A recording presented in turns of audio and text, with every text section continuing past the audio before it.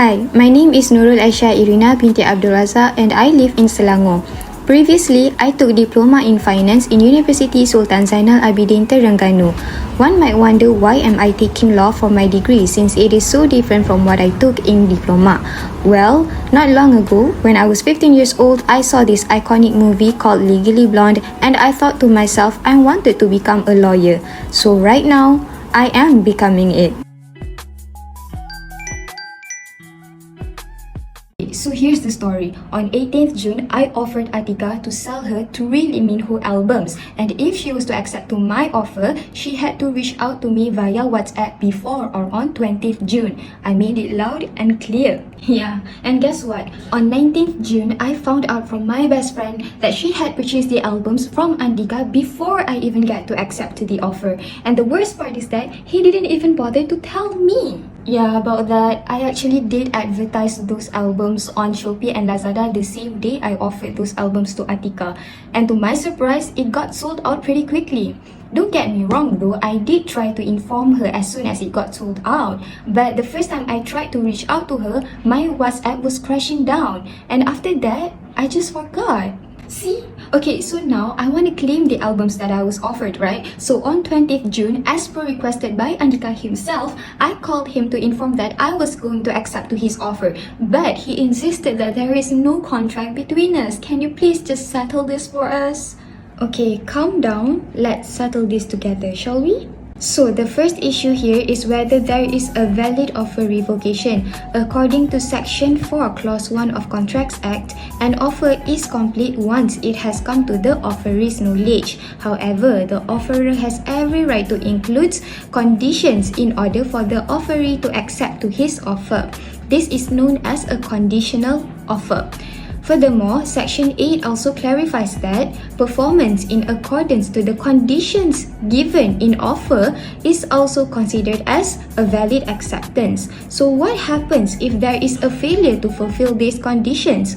Well, according to Section 6, Clause C of Contracts Act, a proposal may be revoked when there is a failure to fulfill conditions given in order to accept to the offer. In the case of Jaafar bin Ibrahim versus Gan Kim Kien, the respondent had agreed to transfer half share of her land to the appellant if the appellant obtained conversion approval and subdivision of the land by 31st December in 1977.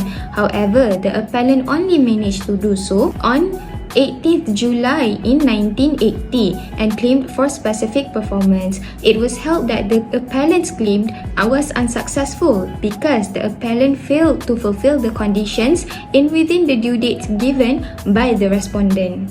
So in Andika's issue, Atika did acknowledge that there was in fact an offer made by Andika and that it did come with conditions in order for her to accept to his offer. However, Atika failed to fulfill these conditions. Although she did reach out to Andika on 20th June, she however did so by a phone call instead of through WhatsApp, just like Andika inquired her to do. So in this case, the offer revocation is valid. So the next issue here is whether there is a valid acceptance from Atika after knowing about the non-existence of the albums. Section 5 Clause 1 of Contracts Act proposes that a proposal may be revoked before an acceptance is communicated. How is a proposal revocation made? Well, Section 6 Clause 1 of Contracts Act clarifies that a proposal shall be communicated. However, the Contracts Act does not specify by whom should the offer revocation be communicated. Furthermore, Section 4(3)(b) also clarifies that an offer revocation is complete once it has come to the offeree's knowledge prior to his acceptance. So, it does not matter who communicates the offer revocation so long as it comes from a reliable resource and comes to the offeree's knowledge prior to his acceptance.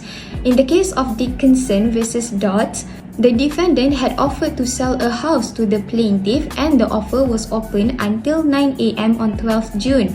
However, on 11th June, the defendant had sold the house to a third party and the plaintiff had found out about it through a fourth party. Before 9 a.m. on 12th June, the plaintiff had accepted to the offer. The court held that the plaintiff's acceptance was unsuccessful and invalid because the plaintiff had acknowledged about the non-availability of the house. So, in Atika's issue, her best friend came to her house on 19th June to inform her about the purchase she recently made from Andika. So, by the time Atika had called Andika to accept to his offer, she by then had acknowledged about the non-availability of the albums. Although the offer revocation was not communicated by Andika himself, Atika, however, had discovered about the non-availability of the albums from a reliable resource, which was Andika's customer herself. So, in this case, Atika's acceptance was not valid.